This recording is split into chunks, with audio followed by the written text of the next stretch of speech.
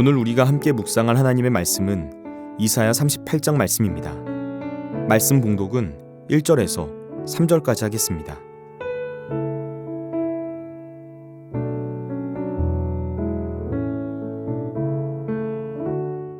그때 히스기야가 병들어 죽게 되니 아모스의 아들 선지자 이사야가 나아가 그에게 이르되 여호와께서 이같이 말씀하시기를 너는 내 집에 유언하라 내가 죽고 살지 못하리라 하셨나이다 하니 히스기야가 얼굴을 벽으로 향하고 여호와께 기도하여 이르되 여호와여 구하오니 내가 주 앞에서 진실과 전심으로 행하며 주의 목전에서 선하게 행한 것을 기억하옵소서 하고 히스기야가 심히 통곡하니.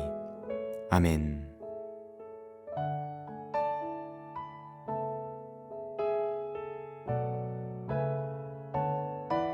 오늘 우리가 보는 본문인 이사야 38장은 히스기야 왕이 죽을 병에 걸렸다가 낫게 된 일과 그것에 대한 히스기야의 감사의 시라고 말할 수 있습니다. 1절 말씀을 보시면 이렇게 말합니다. 그때 히스기야가 병들어 죽게 되니 아모스의 아들 선지자 이사야가 나아가 그에게 이르되 여호와께서 이같이 말씀하시기를 너는 내 집에 유언하라 내가 죽고 살지 못하리라 하셨나이다 하니. 지금 히스기야가 병이 들어서 죽게 될 상황을 마주하게 되었습니다. 그냥 병이 든 것이 아니라 죽을 병에 걸렸습니다. 심지어 히스기야는 너는 내 집에 유언하라 내가 죽고 살지 못하리라 라는 말을 들었습니다. 하나님께서 히스기야가 병에 걸려서 죽게 될 것이라는 내용을 이사야를 통하여 말씀하게 하셨다는 것이죠. 사람이 아무리 큰 병에 걸렸어도 그래도 살 수 있다는 말을 들으면 소망이 생깁니다. 주변 사람들이 힘이 되는 말을 건네면 그래도 할 수 있겠다는 마음이 드는 것입니다. 큰 병에 걸려서 병원에 갔는데 의사가 그래도 수술이라도 한번 해봅시다 라고 말하면 뭔가 살 가능성이 있어 보이고 조금이라도 신락 같은 희망을 가지게 되는 것입니다. 이것이 사람의 마음입니다. 그런데 지금 히스기야의 상황은 어떻습니까? 사람이 아니라 의사가 아니라 인간의 생사와 복을 주관하시는 하나님께서 사형 선고를 내려버리신 것입니다. 하나님께서 사형 선고를 내리셨으니 히스기야가 할 수 있는 유일한 일은 세상을 떠나기 전에 후계자를 세워서 통치권을 물려주는 일뿐입니다. 그래서 하나님께서 히스기야에게 유언을 남기라 말씀하신 것입니다. 이제 곧 죽을 테니 마지막을 잘 정리해서 나라가 혼란스럽지 않도록 만들라는 것이죠. 그러니까 지금 히스기야는 더 이상 아무런 소망이 없는 철저한 절망의 상황을 마주하게 된 것입니다. 그때 히스기야가 어떻게 합니까? 2절과 3절 말씀입니다. 히스기야가 얼굴을 벽으로 향하고 여호와께 기도하여 이르되 여호와여 구하오니 내가 주 앞에서 진실과 전심으로 행하며 주의 목전에서 선하게 행한 것을 기억하옵소서 하고 히스기야가 심히 통곡하니. 지금 히스기야가 얼굴을 벽으로 향하고 여호와께 기도했다라고 말합니다. 여기서 히스기야가 얼굴을 벽으로 향했다라는 것은 그가 모든 공적인 활동을 중단했다는 것을 의미하는 말입니다. 지금까지 해왔던 모든 일, 그리고 앞으로 해야 하는 모든 일들 다 멈춰버린 것입니다. 그리고 오로지 기도에만 전념한 것이죠. 다른 일을 다 제쳐두고 하나님께 간절히 매달린 것입니다. 자신을 기억해달라고 하나님 앞에서 진실과 전심으로 행하였고 주님 앞에서 선하게 행한 것을 기억해달라면서 심히 통곡하며 기도하기 시작한 것입니다. 여러분, 우리는 절체절명의 상황에서 하나님께만 전념하는 기도를 드려야 합니다. 우리를 분주하게 만들었던 다른 모든 일을 멈추고 기도의 자리에 나아가는 것입니다. 우선순위를 다시 정리하는 것이죠. 너무 바쁘게 살아가느라 내가 잠시 잊고 있었던 나의 가장 중요한 우선순위, 하나님 앞에 무릎 꿇어 기도하는 일을 내 삶의 가장 중요한 자리에 올려놓는 것입니다. 우리에게는 때때로 이런 시간이 필요합니다. 혹시 인생의 어려운 문제 앞에서 다시 기도의 자리에 나아가려고 했더니 그게 너무 힘들고 어렵게 느껴지는 분이 계십니까? 내가 그래도 염치가 있지 어떻게 하나님께 기도할 수 있나? 혹시 이런 생각이 드시는 분 계십니까? 그렇다면 지금 기도의 자리에 나가는 히스기야의 모습을 생각해 보세요. 히스기야는 병들어 죽게 되었습니다. 심한 병입니다. 죽을 병입니다. 심지어 선지자를 통해서 죽음을 확증받았습니다. 이 정도면 그냥 포기할 법도 합니다. 그냥 유언을 남기고 죽을 날을 기다리는 게 나을 것도 같습니다. 그런데 히스기야가 포기하지 않았다는 거예요. 이것이 끝이 아니라고 생각하고 기도의 자리에 나아갔다는 것입니다. 자신이 하나님 앞에서 진실과 전심으로 살아왔던 것을 기억해달라고 간절하게 호소합니다. 여러분, 여기서 중요한 것은 히스기야가 하나님 앞에서 늘 완전한 삶을 살았던 게 아니라는 점이에요. 히스기야도 실수했습니다.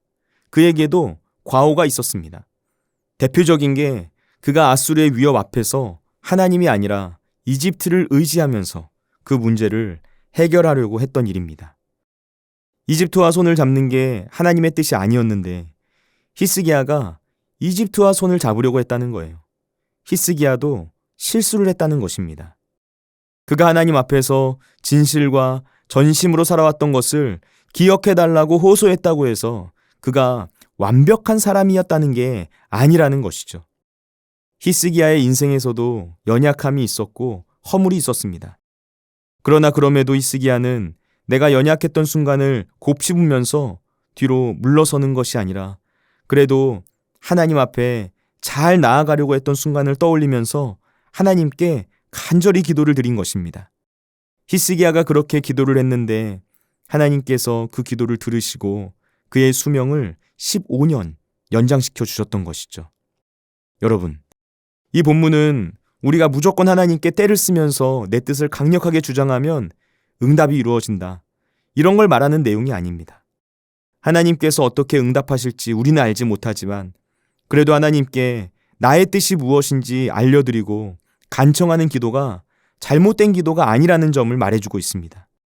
주님의 생각과 계획을 우리가 알지 못하기 때문에 지금 나의 마음과 바람을 정직하게 하나님 앞에 쏟아내는 기도 역시 주님의 뜻대로 하옵소서, 이렇게 기도하며 다 맡기는 기도를 하는 것만큼이나 바른 기도의 자세라는 것을 알려주고 있는 것이죠. 이사야 38장 9절에서 20절까지는 히스기야가 감사의 기도를 하는 내용이 기록되어 있습니다. 이 내용을 보시면 한 가지 인상적인 부분을 알 수 있습니다. 앞에 3절 말씀에서 히스기야의 기도의 내용만 보면 히스기야가 마치 나 이렇게 잘 살았으니까 그거 보고 살려주세요라고 당당하게 요청한 것처럼 느껴지는데요.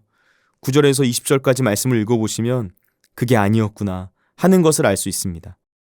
히스기야는 이사야 선지자로부터 죽음을 선고받은 이후에 경험하게 된 감정, 자신의 극심한 혼란과 두려움과 같은 정서적인 상태를 솔직하게 고백합니다. 히스기야는 자기의 처지를 원통해하기도 했고요. 하나님을 원망하기도 했고요.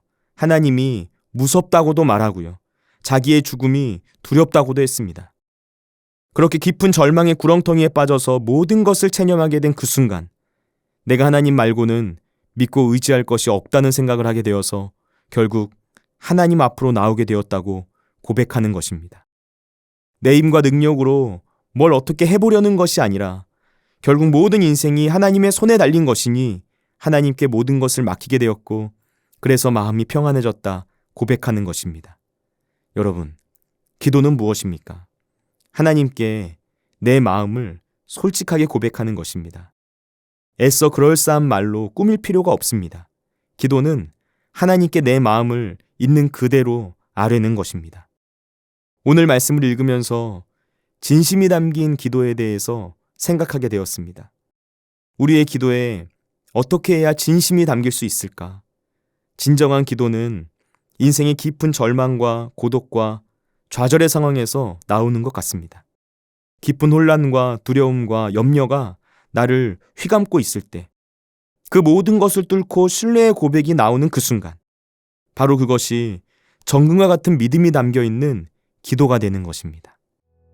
사람은 이기적이고 연약하기 때문에 안락하고 평안한 상황에서는 진실된 기도를 하기가 참으로 어렵습니다. 그런데 고난은 이런 우리의 기도를 변화시켜 줍니다.